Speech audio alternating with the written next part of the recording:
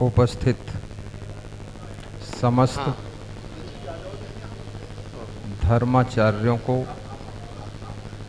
सर्वप्रथम मैं नमन वंदन करता हूं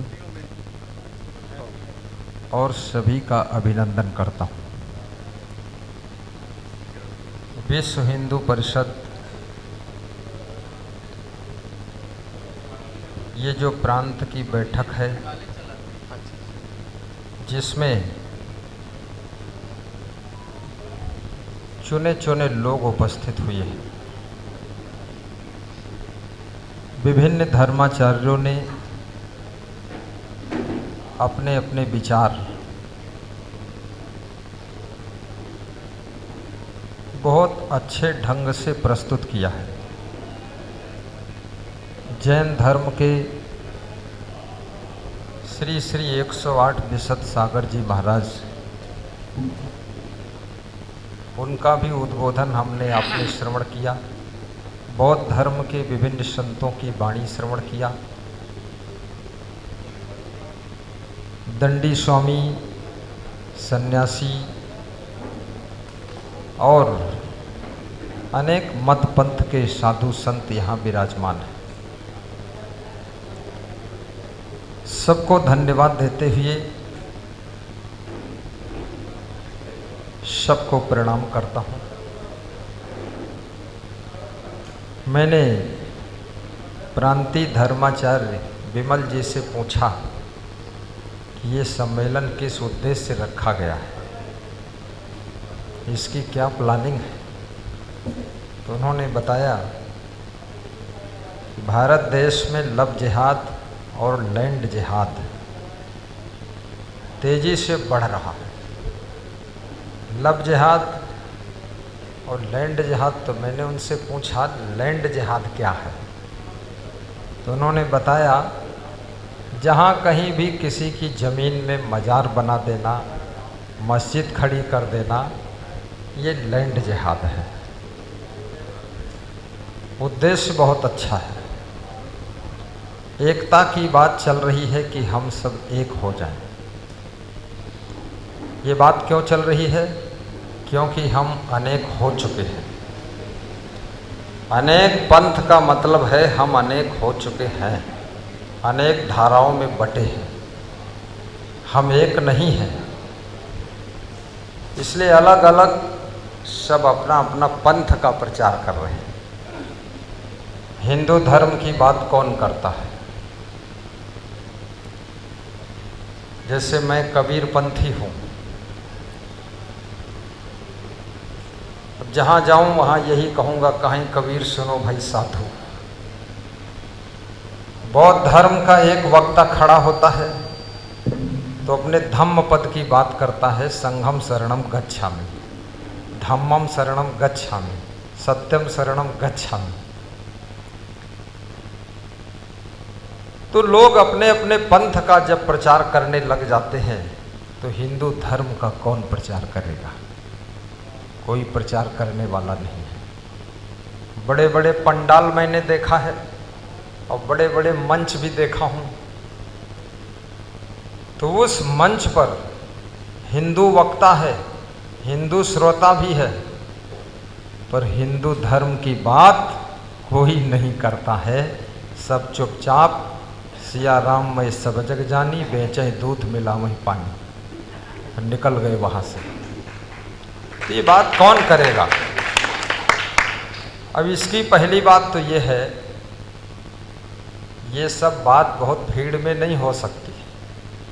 खास लोग बैठकर प्लानिंग बनाएं कि इसके लिए क्या समस्या का सॉल्यूशन है। यहाँ तो देखिए जो बोलने के लिए खड़ा होता है वो पहली बात तो डरा होता है, कहीं बौद्ध वाला नाराज ना हो जाए, कहीं कबीरपंथी बाबा भड़क न जाए, कहीं वो जैन महाराज असंतुष्ट ना हो जाए, कहीं दंडी स्वामी डंडा लेकर ही न निपटा दे, कहीं वो सिख धर्म वाला पगड़ी में बांध के घसीट न दे। तो दुनिया भर का भय है। तो जो लोग मजबूत हैं, बैठ करके कमरे के अंदर प्लानिंग बननी चाहिए कि इसके लिए हम लोगों को क्या करना चाहिए। अभी बताया हमारे धर्माचार्य जी ने कि गांव-गांव में लोग पहुँचे। कम से कम साल में 15 गांव में ये धर्माचार्य, पंथाचार्य, संप्रदायाचार्य पहुँच करके संदेश दें, उपदेश दें। तो मैंने कहा ये तो काम मैं करीब हर वर्ष 600 गांव में मैं पहुंचता हूं और 9 महीने आश्रम पर वापस ही नहीं लौटता, 9 महीना लौटता ही नहीं हूं। और इस तरह के संत हमारे साथ 55 रहते हैं और इसी कार्य में हम लगे रहते हैं। नशा व्यसन से मुक्ति दिलाना, व्यभिचार को कंट्रोल करना। ये लव जिहाद क्या है? इसको सीधे हिंदी में कहो तो व्यभिचार। और क्या है? बताते हमें प्यार हो गया, ये किस मॉडल का प्यार है? प्यार नहीं हुआ, तुमको व्यभिचार हो गया, कुकर्मी हो तुम लोग। अब हिंदू धर्म की लड़की मुस्लिम धर्म वाले के साथ भाग रही, मुस्लिम धर्म की लड़की हिंदू वाले के साथ भाग रही। तो सबसे पहले हिंदू भाइयों को अपने लड़कियों लड़कों को ठीक से समझाना चाहिए कि कंट्रोल में रहिए कृपया। वही कंट्रोल में नहीं है और प्यार के नाम पर व्यभिचार चला रहे हैं। और जो धर्म चरित्र को खो देता है, याद रखना, उसकी ज़्यादा लंबी उम्र नहीं होती है। विषय वासनाओं के वशीभूत होकर के, इंद्रियों के गुलाम बन करके और मन की चंचलता में बह जाना, तो आप अपने सिद्धांत से विचलित हो जाएंगे। थोड़ा अपने आप को कंट्रोल भी रखना चाहिए। एकता से राष्ट्र का निर्माण होता है, प्रेम से ही देश का कल्याण होता है। एकता से राष्ट्र का निर्माण होता है, प्रेम से ही देश का कल्याण होता है। स्नेह का दीप जलाओ आज घर घर में, प्रेम ही आज़ादी का पैगाम होता है, प्रेम ही आज़ादी का पैगाम होता है। कबीर साहब कहते हैं 2.5 अक्षर प्रेम का पढ़े सो पंडित हो। गुरु गोविंद सिंह ने कहा है कि जिन प्रेम कियो तिन ही प्रभु पायो। जिनको प्रभु को पाना है वह प्रेम करना शुरू करें। पशु पक्षियों से भी प्रेम रखें, मनुष्यों से प्रेम रखें, फिर प्रेम में भेदभाव नहीं, सबसे प्रेम रखें। लेकिन ये बात तो कबीर भी कहते हैं, गुरु गोविंद जी भी कहते हैं, साथ में रामायण में भी लिखा है, प्रेम ते प्रकट होई भगवाना। पर एक तरफ कोई धर्म के लोग खंजर लेकर खड़े हैं, तलवार लेकर खड़े हैं, चाकू छुरा लेकर खड़े हैं, इधर से तुम प्रेम लेकर खड़े हो। अब तुम क्या फैसला लोगे? तुम्हारा सर अलग धड़ अलग होने वाला है और तुम प्रेम की बातें करने के लिए और प्रेम से उनको गले लगाने के लिए खड़े हो, वह तुम्हारा गला काटने के लिए खड़े हैं। अब यहाँ तुम क्या निर्णय लोगे? हमारे जितने भगवान हैं सबके हाथ में देखिए अस्त्र शस्त्र है। राम भगवान के पास धनुष बाण है, कृष्ण भगवान के पास चक्र सुदर्शन है, विष्णु भगवान के पास में चक्र सुदर्शन भी है, गदा भी है, पद्ममाला भी है। और जितनी देवियां हैं उनके हर हाथ में 8-8 हाथ है। देवियों के हर हाथ में कोई न कोई अस्त्र है। लेकिन आज हमारे पास में क्या है? ना शस्त्र है ना शास्त्र है। कितने लोग तो शास्त्र के बारे में भी नहीं जानते और शस्त्र के बारे में भी नहीं जानते। अहिंसा धर्म की बात होती है। कबीर साहब भी यही बात कहते हैं कि जीव दया और आत्म पूजा, कहीं कबीर धर्म नहीं दूजा। अहिंसा परमो धर्म, स्वामी महावीर का वाक्य है। लेकिन अगला व्यक्ति हिंसा पर उतारू है, तलवार लेकर के धर्म को बदलने के लिए तैयार है। आपको डर लगता है, 3-3 लाख 3-3 करोड़ हिंदुओं ने तलवार की नोक के सामने डर करके हिंदू धर्म छोड़कर मुस्लिम धर्म अपना लिया। वहां पर ये शस्त्र काम करेगा कि शास्त्र काम करेगा? वहां माला काम करेगा कि आपका भाला काम करेगा? वहां के लिए सोचने की आवश्यकता है। पर इसमें भीड़ में डर भी लगता है, कौन किस विचार का यहाँ बैठा हुआ है। तो ये सलाह के लिए 10-5 लोग सलाह करें, इसकी प्लानिंग बनाए। और अभी एक महाराज जी कह रहे थे सुविधा भोगी लोग कुछ नहीं कर सकते। बात तो सही कह रहे हैं, लेकिन मैं यहाँ भी देखता हूँ एसी चल रहा है, ये भी सुविधा ही है। और जिसकी ओर चल रहा है वो खुश भी है, और जिसकी ओर नहीं चल रहा है वो तरबतर हो रहा पसीना में। और जो दांव पाता अपनी ओर घुमा लेता है। अब ये बहुत मुश्किल का मामला है। देखिए, सुविधा, बिना सुविधा में आप रह भी नहीं पाओगे। आप सोचो कि हम बिल्कुल ऐसे ही, ठंडी लगेगी तो रजाई चाहिए, मच्छर काटेंगे तो मच्छरदानी चाहिए, और लंबी दूर भारत में पूरे कोने कोने में जाना है तो थोड़ा गाड़ी का संसाधन भी चाहिए, सुविधा। मैं भी पैदल चलता था, लखीमपुर खीरी से रायबरेली तक आता था, गांव गांव में भ्रमण करते हैं। आज हमारे पास में 29 गाड़ियां हैं। मैं पैदल चल के देख लिया, एक गांव से दूसरे गांव पहुंचते थे, हमारा शरीर चकनाचूर हो जाता था। वहां भगत जी नाश्ता लाता था, हम बैठे सो रहे हैं।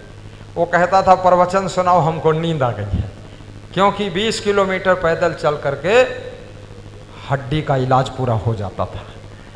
तो इसलिए सुविधा की भी आवश्यकता है। जहाँ जरूरत पड़े एरोप्लेन से भी उड़कर जाएंगे, और जरूरत पड़े तो पैदल भी चलेंगे, और जरूरत पड़े तो शस्त्र से काम लेंगे, अस्त्र से काम लेंगे, शास्त्र से काम लेंगे। हर तरह से हिम्मत चाहिए इंसान को हैरानी में, और बना हुआ काम बिगड़ जाता है नादानी में, नादानी।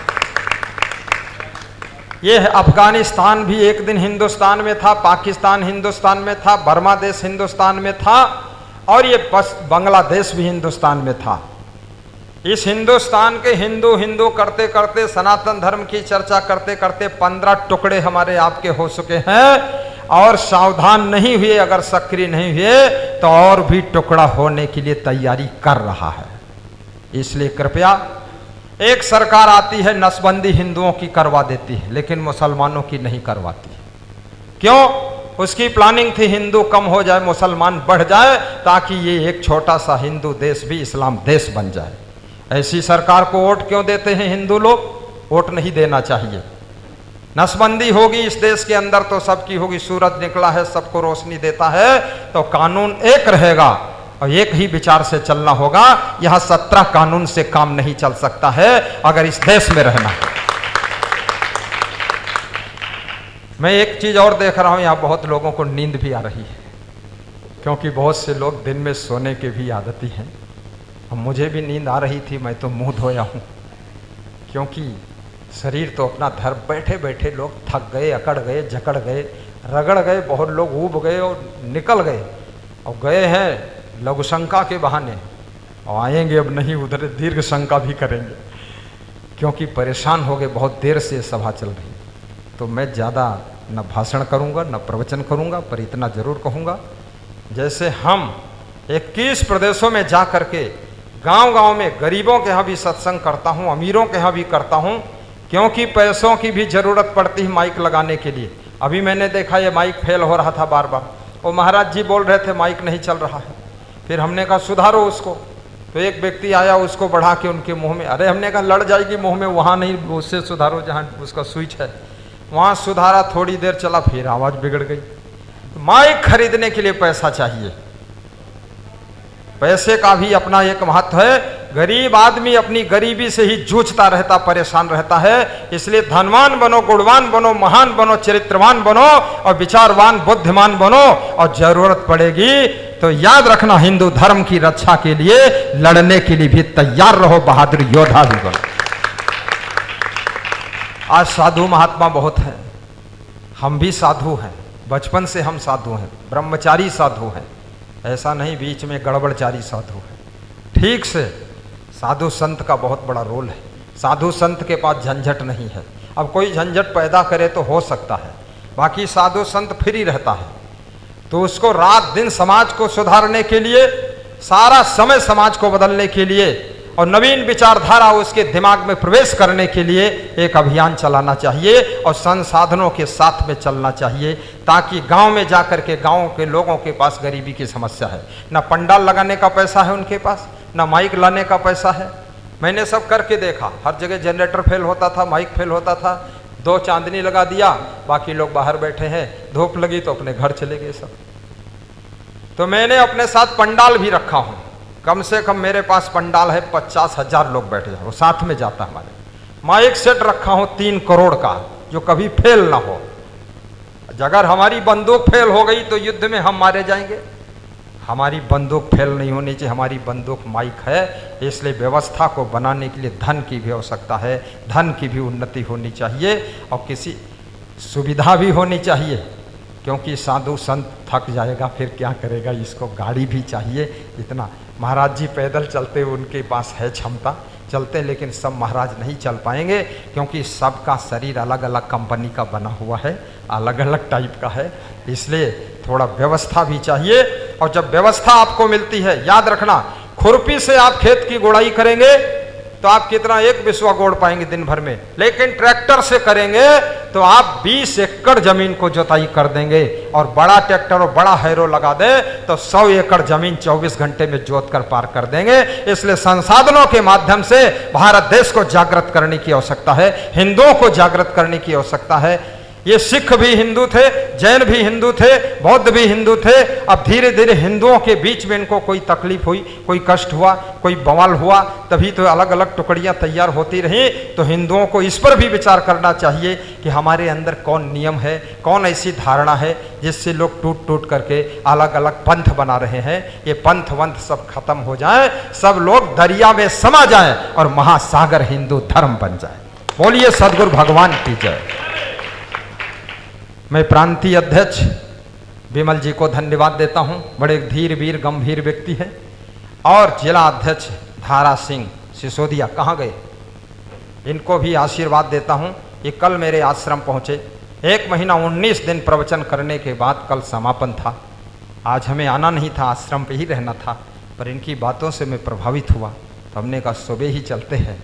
सब संतों को सूचना दिया, सब तैयार हुए और यहाँ आकर के आप सबके दर्शन मिले। पहली बार मुझे लगता है किसी को शायद मैं और कभी देखा हूँ, पहली बार ही दर्शन हुआ है। और संत दरस फल परम अनूपा, पुण्य पुंज बिन मिलहि न संता, सत्संगत संसृत करे अंता, बड़े भाग्य पाई सत्संगा, बिन ही प्रयास होई भव भंगा। तो इतने संतों का दर्शन, इतने धर्माचार्यों का दर्शन और इतने पंथाचार्यों का दर्शन, ये अहोभाग्य की बात है। चाहे कोई लाल पगड़ी बांधे, चाहे पीली बांधे, चाहे सफेद बांधे, चाहे दाढ़ी रखे, चाहे मुंडन करा दे, इससे कोई मतलब नहीं। हम आप सब एक हिंदू धर्म के वृक्ष के पत्ते पत्ते हैं और उसी की विशालता को बढ़ाने का काम करेंगे। धन्यवाद। जय श्री राम, जय हनुमान। धन्यवाद।